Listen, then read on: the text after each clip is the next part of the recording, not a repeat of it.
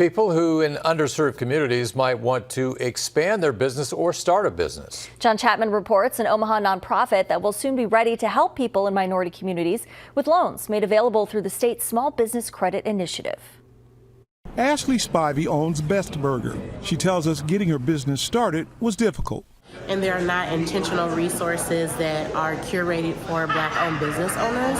And so it was kind of like a stumbling trying to figure out my way to be able to be a successful business owner.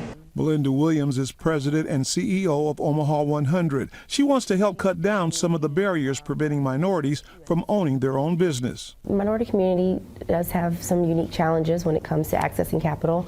Traditionally, we have not had the same technical assistance or wraparound services for our businesses.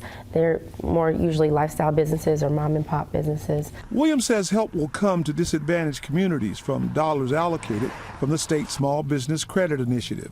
So this $10 million, which will be matched with another 10 over the next 3 years, will be roughly $21 million that we're able to distribute to socioeconomically disadvantaged individuals that are trying to start businesses and scale businesses that already exist and really contribute to the economic growth of the area. Ashley says the money will help, but the knowledge Omaha 100 will provide is also key to the success of any business. They're wrapping it around with technical support and assistance, so to really ensure that business owners can get the right amount to help grow or scale or maintain their business, while making sure they just know how to operate. On your side in Omaha, I'm John Chapman, 6 News. Omaha 100 will launch its business lending services in early May.